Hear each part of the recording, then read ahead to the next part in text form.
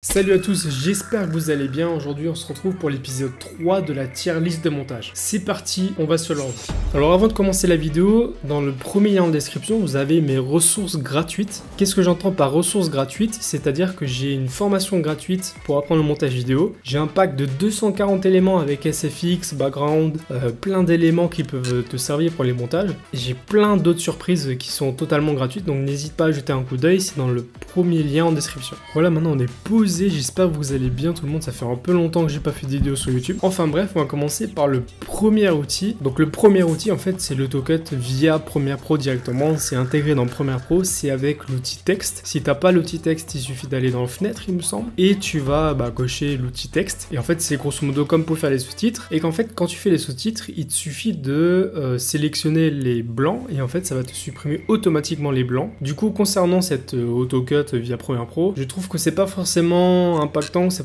pas forcément utile. Pourquoi? Parce que le dérush c'est en fonction du client. Parfois il y a un client qui va demander que ce soit beaucoup plus dynamique, donc il faudra cut beaucoup plus rapidement, et d'autres il faudra garder les blancs pour garder ce côté naturel, pour garder une vanne, ou alors il faut rajouter des éléments entre. Dans tous les cas, même si tu fais l'AutoCut avec l'outil de Premiere, il faudra forcément que tu adaptes avec un autre dérush que tu fais derrière. Donc même moi si j'utilisais ça, il faut dans tous les cas que je repasse derrière, soit pour ajouter des blancs quand c'est nécessaire, pour accentuer une vanne, pour ajouter des éléments, des photos, des images, etc. Donc, entre le pour et contre, oui et non, donc on va dire que c'est middle, moi je le mettrai en D, c'est vraiment pas forcément... Pour moi c'est vraiment pas utile. Après, tout dépend le contexte, tout dépend les montages que vous faites. Si vous faites des shorts, pourquoi pas, mais dans tous les cas, moi je repasserai derrière si je serais vous. Le deuxième outil, là c'est AutoCut, mais vraiment pur, il est un peu plus poussé, mais là en fait c'est le même problème que l'AutoCut de Premiere. Pour moi il est essentiel de repasser derrière. Si tu veux faire des J et L cut, AutoCut le fera pas à ta place, ça va cut uniquement les blancs, et quand les blancs il faut les garder, il faudra de toute façon que tu repasses derrière. Donc pour moi je le remets à la même hauteur que l'AutoCut de Premiere, je le mets en D. Ensuite on a un petit effet super simple qui se retrouve sur Premiere Pro, sur Adobe, sur After Effects, etc.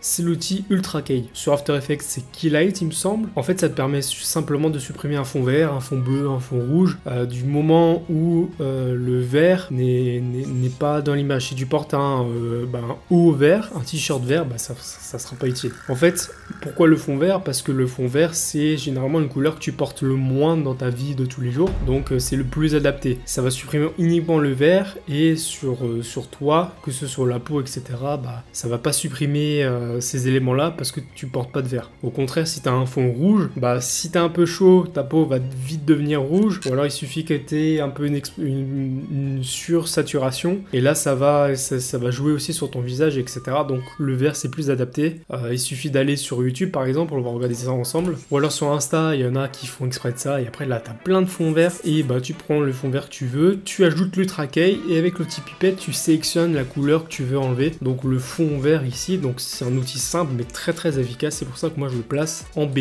Ensuite on a un outil que j'adore spécialement à l'heure actuelle, c'est la partie sonore, mais notamment sur les SFX. Là on parle pas de musique, on parle vraiment de SFX. C'est l'ambiance sonore, c'est l'ajout sonore, c'est l'ajout d'éléments, des risers, ça va impacter les transitions. Ça va vraiment embellir la vidéo, ça va vraiment embellir les transitions que vous faites, ça va vraiment habiller l'image que vous voulez transmettre, l'émotion que vous voulez transmettre, et c'est pour moi aujourd'hui indispensable. Je trouve qu'il y a beaucoup de monteurs qui sous-estiment la partie son, alors que pour moi clairement, dans une vidéo, dans le watch time, dans la rétention d'audience, tout se joue vraiment sur la partie sonore. À quel point, je ne saurais pas dire, j'ai pas les études en tête, mais selon moi ça fait vraiment 80% du taf, contre 20% seulement sous l'image. Alors en effet, on essaie quand même d'avoir une image propre, etc.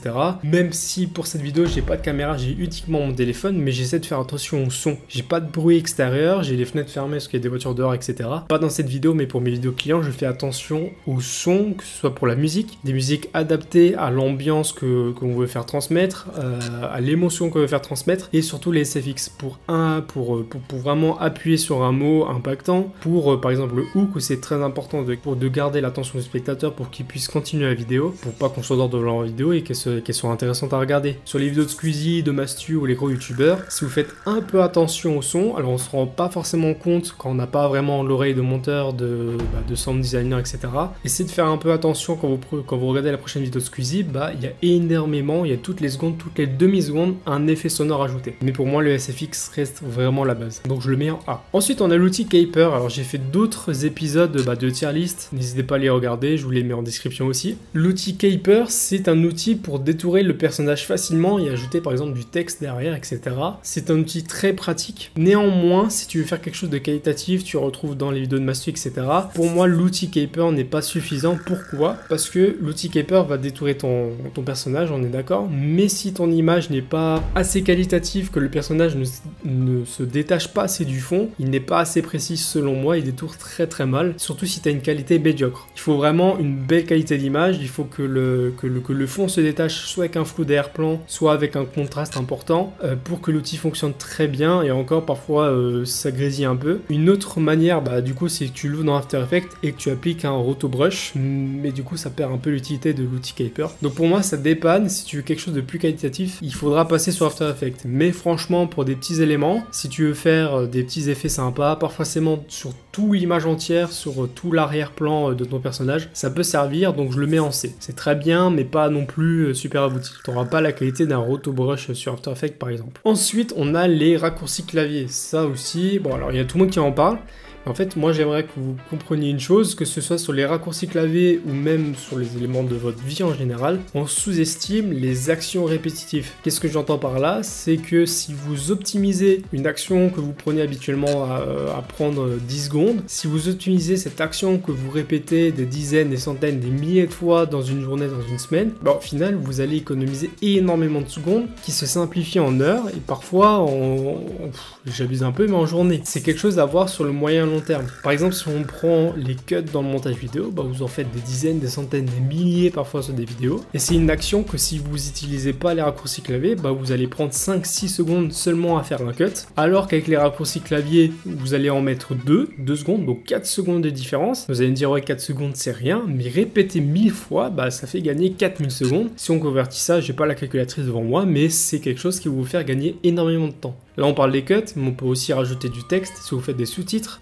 Impératif d'avoir les raccourcis clavier. Donc pour moi c'est quelque chose de vraiment sous-estimé. Il y en a beaucoup il y a quasiment tout le monde qui le font, mais ceux qui ne le font pas, faites-le, c'est vraiment un gros banger. Et ensuite on a le Dynamic Link, donc ça c'est plus sur la suite Adobe. Désolé DaVinci, je sais qu'il y a un débat entre DaVinci et Premiere. Enfin bref, on va pas rentrer dans ce débat. Quoique, dis-moi en commentaire si t'es plutôt team DaVinci ou Premiere. Mais ici on va parler du Dynamic Link. On va dire c'est un peu la symbiose entre les logiciels d'Adobe, c'est-à-dire qu'on a le logiciel principal qui est Premiere pour faire du montage vidéo, et derrière on va avoir des petites actions sur After Effects pour avoir des animations que tu peux pas faire sur Premiere, pour avoir des effets que tu n'as pas sur Premiere non plus. Tu peux aller voir sur Photoshop pour cadrer, pour ajouter un peu de texture dans l'image que tu n'as pas sur Premiere Pro, etc.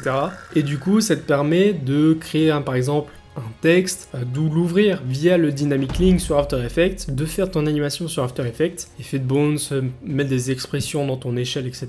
pour avoir une animation super stylée, ce qui s'apparente à du motion design, à de l'habillage en motion quoi, et de l'importer directement sur Premiere. Ça te permet de tout voir d'un coup. Donc c'est vraiment quelque chose qui est vraiment utile. Si tu l'utilisais pas maintenant, utilise-le parce que c'est fou. C'est vraiment quelque chose de sympa. Donc je le mettrai en B aussi. Voilà pour cette tier list. Je suis vraiment curieux de savoir ce que tu en penses par exemple de AutoCut, de Premiere ou de l'outil AutoCut en lui-même. Donc n'hésite pas à me le dire en commentaire de ce que tu penses de ces outils-là. N'hésite pas à liker, à t'abonner, ça me ferait ultra plaisir. Et sur ce, on se retrouve pour une nouvelle vidéo prochainement. Salut tout le monde.